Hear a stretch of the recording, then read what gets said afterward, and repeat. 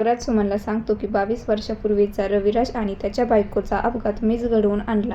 ते कसं तर प्रेक्षकांनो, इकडे सुमन आणि नागराज रूममध्ये एकटे असतात. नागराजला वाटतं मी सुमनला सगळं सांगितलं तरी तिला काय कळणार आहे, ती तर येडी झाली. म्हणून तिला सांगतो की दादाला मारायचे एवढे प्रयत्न केले पण मरतच नाही. तेव्हा सुमन येडी असल्याचं नाटक करत म्हणते, मरत नाही? मरत नाही? नागराज म्हणतो, हो मरत नाही. सुमन, तुला एक गंमत सांगू का?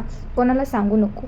22 वर्षापूर्वी रविराज किल्लेदाराचा ॲक्सिडेंट झाला होता ना, मीच घडवून आणला होता. सुमन त्याच्याकडे स्थिरपणे पाहत असते. नागराज म्हणतो, नाही कळलं का? अगं 20 वर्षापूर्वी किल्लेदार परिवाराचा ॲक्सिडेंट मीच घडवून आणला होता. तो महिपत तुझ्या शेजारी बांधून ठेवलेला ना, त्याला मी सुपारी दिली होती आणि सांगितलं त्याला रविराज किल्लेदार आणि त्याची बायको आणि त्याची पोरगी संपवून टाक. तिघांचाही ॲक्सिडेंट झाला पाहिजे. तू काहीही कर, ते मेले पाहिजे. तो ॲक्सिडेंट प्लॅन केला मी पण काय ते तिघंही वाचले त्यातून. दादांच्या प्रॉपर्टीतून एक छटाक नाही मिळाला नागराज किल्लेदाराला. नागराज किल्लेदार फक्त रविराज किल्लेदाराने फेकलेल्या तुकड्यांवर जगतोय. नागराज सुमनला म्हणतो, हे तू कोणाला सांगणार? तू तर येडी झालीये आणि तुझ्यावर कोण विश्वास ठेवणार? तेव्हा सुमनचा हात झटकतो आणि तेथून निघून जातो. नागराज तेथून निघून गेल्यावर सुमनने आधीच मोबाईल रेकॉर्डिंग चालू केलेली असते.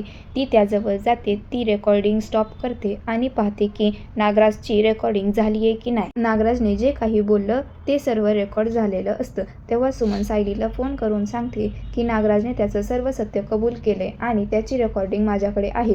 तेव्हा सायली म्हणते, आम्ही तिथे येतोय तेव्हा आपण बोलू. सायली आणि अर्जुनने सगळी रेकॉर्डिंग पाहिल्यानंतर अर्जुन म्हणतो, आता मी सिनियरला सर्व काही सांगून टाकणार आणि नागराजला जेलमध्ये पाठवणार. उद्याच्या एपिसोडमध्ये काय होईल ते पाहण्यासाठी लाईक, शेअर आणि सबस्क्राईब नक्की करा. धन्यवाद.